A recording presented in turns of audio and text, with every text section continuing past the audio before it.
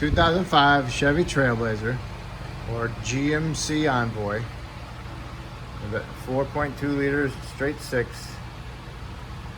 You have a power steering leak at the steering rack at the little fittings that go into the rack from the power steering lines. What you need to do is take this upper retainer for the hoses, take that off. It's got a 10 millimeter. It looks like that, not like a clamp, I guess. It's a fastener, hold down. Okay, take that off. And then you need to do is raise it up so you can get access inside the driver's side wheel well. Going to remove the half shaft. In order to remove the half shaft, I need to remove the driver's side steering knuckle. And I need to do that by removing the half shaft nut. And that's a 36 millimeter for that nut. Then you need to remove the ball joint bolt and nut. That's a 15 socket and nut. Remove the brake line off the knuckle. Those are 10 millimeters. Undo your ABS wires all the way up and unconnect it. Remove your tie rod end. And then you need to remove your caliper. The tie rod end is a 21 millimeter nut, and these are 13s. Remove the caliper, and then you need to loosen up your ball joint, lower ball joint nut, and that's a 24 millimeter. And then you need to break the taper on the tie rod so you can get the tie rod loose. I mean, you can do this job by lowering the power steering rack, but it's just a pain in the butt getting to the steering shaft. So if I remove the half shaft, I can get access in there to get to those two seals. It might be easier to remove the steering rack, I don't know. Undid the lower ball joint, but I left the nut on there. Smacked it with a hammer, broke the taper loose. And then I hold on to the knuckle, remove the nut, and took the whole assembly down onto the ground. And I go underneath with a big long pry bar and hit the side of it with a pry bar with a hammer. And break that loose to get it out of there. Pull that half shaft out. Now we got a little bit of more of an access to these lines and get in there more better. Alright, so now you need to remove that 8 millimeter bolt that's retaining it into the rack. Get yourself a screwdriver like that. You can stick it inside the hole, inside the seal, and pry them right out. Okay? See if I can get that in there so you can see what the heck I'm talking about. Okay. The seals are out and they just go in them little spots right there a little bit. This is what the new seal looks like. As soon as you put the line on there, it breaks the seal open. See how it kind of like the little half the C in there? That rips open and that goes inside there.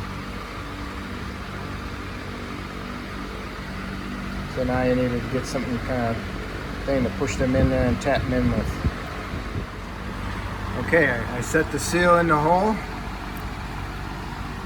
And then I use a 10 deep with a 3-inch extension. And I get on there and I tap the end of it with a hammer and it pushes it all the way in.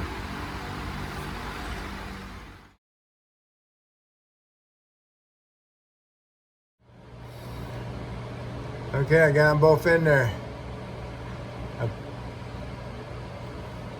On the bottom one, I had to use my mirror and at the same time hold my socket and extension in there. And then when I got it straight on the center on it, then I could tap it with my hammer. Worked out perfect. So now we can put those lines on there. Let's see. I gotta go back together.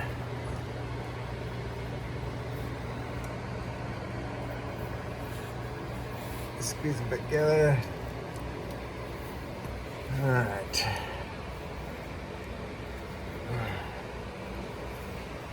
Yep. That one into that one.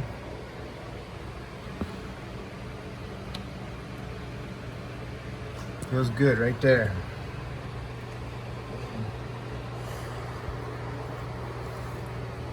See where they're at. Looking good, huh? All you just gotta do is push that line on there.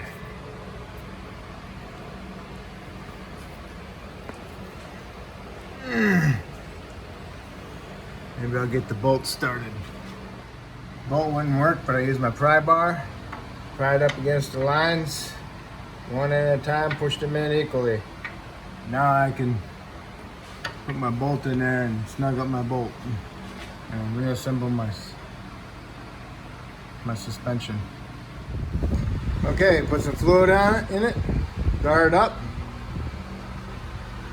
Keep adding fluid till you see it in the reservoir. And turn your wheels right to left. And then double check for leaks. No leaks, put it back together.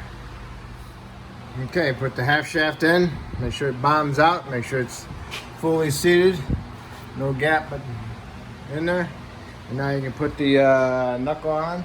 Make sure you pick it up and stick the half shaft into the hub bearing and put the lower ball joint up through the hole and then start your nut.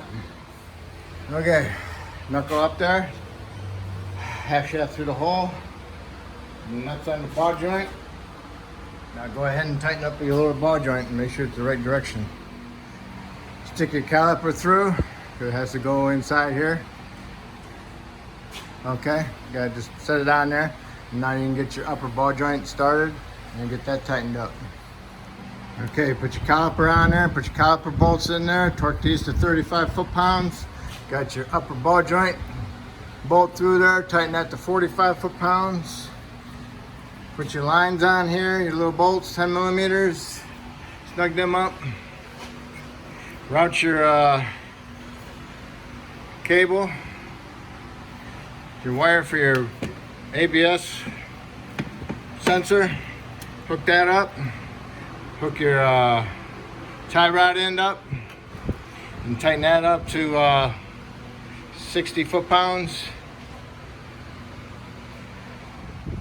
Don't forget about your little clamp.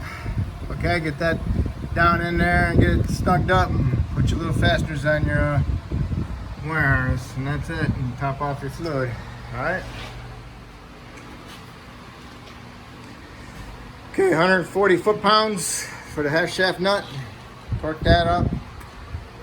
And everything else is connected. ABS wire, tie rod, ball joint, caliper, lower ball joint. Now all we do is put the tire on, torque those to 100 foot-pounds, and you're all set. If I helped you do those 2 seals, that's great. If you could help me out by subscribing, that'd be awesome. If you already did subscribe, I appreciate it, and I thank you.